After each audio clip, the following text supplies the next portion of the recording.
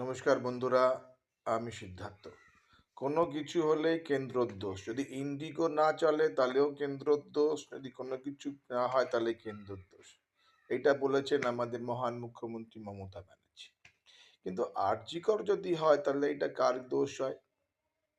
যদি কোনো কিছু দুর্নীতি হয়, সিন্ডিকেট যদি হয়, যদি কোনো কিছু আগুন লাগে, এগুলো কার দোষ হয়? এগুলো কারোর দোষ হয় না। যদি কোনো কিছু কেন্দ্রর দোষ যদি হয়, কোনো কিছু হয় তাহলেই কেন্দ্রর দোষ। যদি বর্ডার থেকে যদি কোনো ঢুকে আসে, কোনো অনুপ্রবেশকারী যদি ঢুকে আসে বাংলাতে, সেটাও কেন্দ্রের দোষ। যদি ইন্ডিগো বিমান যদি বিভ্রান্ত যদি হয়, কোনো প্রাইভেট যদি বিমান যদি বিভ্রান্ত হয়, তো সেটাও কেন্দ্রর দোষ।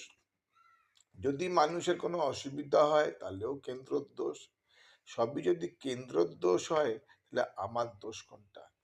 তাই বন্ধুরা, কেন্দ্রের ঘাড়ে দোষ না দিয়ে, কেন্দ্রের ওপরে কোনো ইলজাম না লাগিয়ে, তাহলে কিন্তু নিজের উপর দোষ নিতে হবে।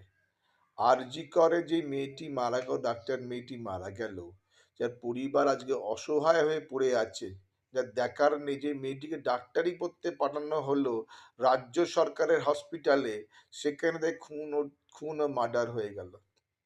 এর বিজ্ঞানে কার কার উপর লাগলো? লাগলো হচ্ছে সেখানকার প্রিন্সিপালের উপরে, সেখানকার মেডিকেল কলেজের প্রিন্সিপালের উপরে। আর তাকে পোস্টিং দেওয়া হলো একটা অন্য হসপিটালে। তো সন্দীপ ঘোষ তার নাম। তার কোনো বিচার হলো না বন্ধুরা। যে শিক্ষায় কোনো দুর্নীতি হয়, টাকার মাধ্যমে চাকরি বিক্রি করা হয়, সেটা কিন্তু কারোর দোষ হয় না। দোষ হয় সেটাও কিন্তু কেন্দ্রের। এটা বলে দিতেই পারে যে এটারও কেন্দ্রের দোষ।